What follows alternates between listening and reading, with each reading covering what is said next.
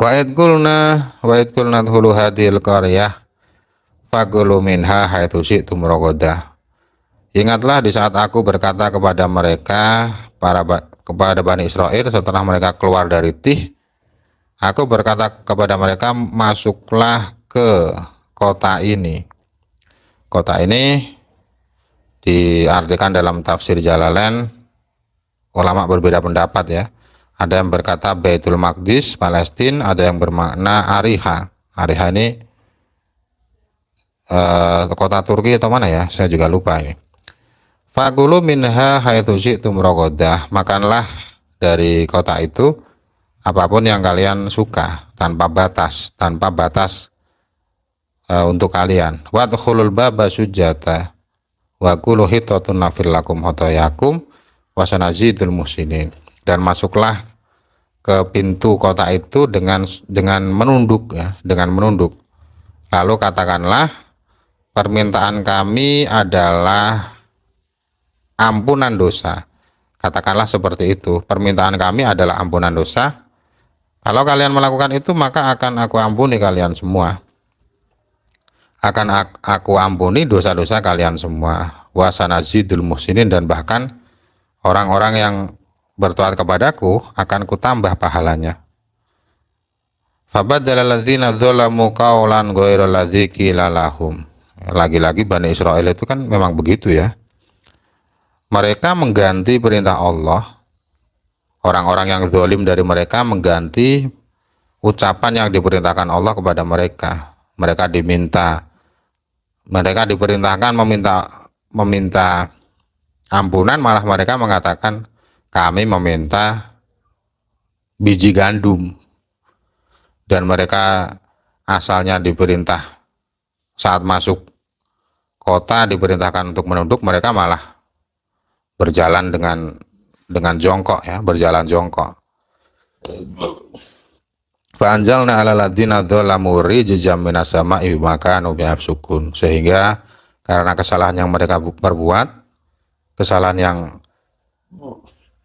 orang-orang zalim lakukan, Allah menurunkan satu siksa berupa penyakit taun, penyakit yang ganas ya, menurunkan penyakit taun dari langit sebab kefasikan yang mereka lakukan.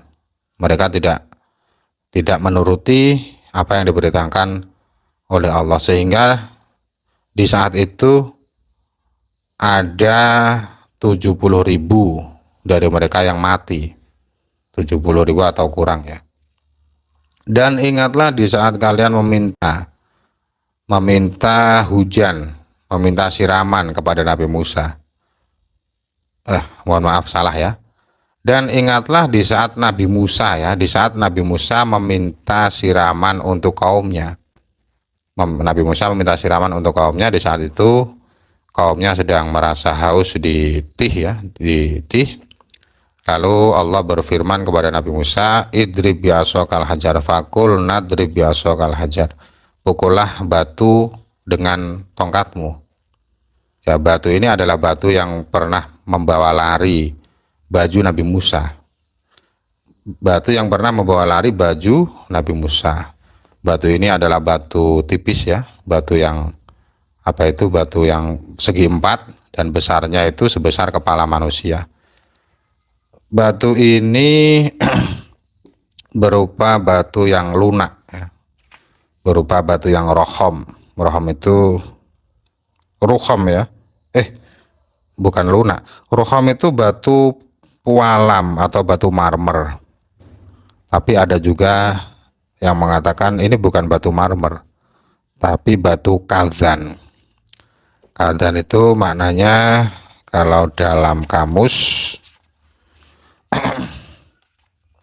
ini, kazan itu maknanya apa ya? Ini saya sedang mencari sebenarnya ini.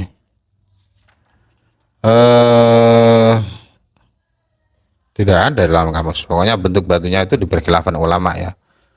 Lalu setelah Nabi Musa diperintahkan untuk memukul batu itu, dipukullah batu itu sehingga fanfajarat minhu thnata asrota aina, sehingga batunya terpecah dan mengalirkan 12 mata air. Nah, 12 ini sesuai dengan jumlah bilangan kelompok dari Bani Israel ya.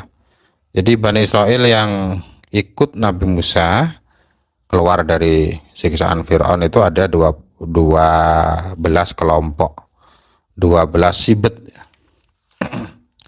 Sibet itu ya klan ya, atau apa ya, suku, 12 suku, 12 kabilah atau 12 suku. Qad alima kullu unasim masrabahum, setiap suku dari mereka mengetahui tempat minumnya masing-masing, sehingga mereka tidak berebutan ya, selain dari suku, selain dari apa ya, antara satu suku dengan suku yang lain mereka tidak saling bersekutu, mereka punya tempat minum masing-masing.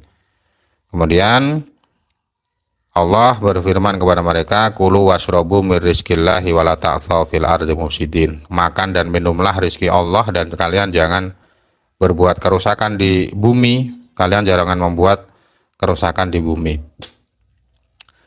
Dan ingatlah kalian berkata kepada Nabi Musa, wa idh qultum ya Musa lanasbiru ala ta'ami wahidi fad'u lana rabbaka yukhrij lana mimma tumbitul ardu min baqliha wa qithaiha wa fumiha wa adasiha wa basoliha. Ingatlah saat kalian berkata kepada Nabi Musa, wahai Nabi Musa, kami tidak sabar, kami tidak sabar kalau hanya makan satu makanan saja, yaitu mana dan salwa. Maka mintalah Tuhanmu untuk mengeluarkan makanan yang lain dari buminya. Jadi makanan berupa apa itu, mentimun, berupa bawang putih, bawang merah, kacang dan lain-lain. Qala astabdiluna alladhi huwa adna billadhi huwa khair. Nabi Musa berkata kepada mereka, apakah kalian akan mengganti sesuatu yang lebih buruk dengan sesuatu yang lebih baik? Jadi apakah kalian ingin meminta ganti itu? Ini Nabi Musa sebenarnya ingkar sebenarnya. Tapi Bani Israel tetap saja ingin mendapatkan makanan yang baru, sehingga Nabi Musa meminta kepada Allah. Nabi Musa berdoa kepada Allah dan Allah bersabda, ihbitu misron fa inna lakum ma sa'altum. Bertempatlah di satu kota, ini tidak disebutkan kota mana ya. Di sana kalian akan mendapatkan apa yang kalian minta. Akan ada beberapa tumbuh-tumbuhan yang kalian cari.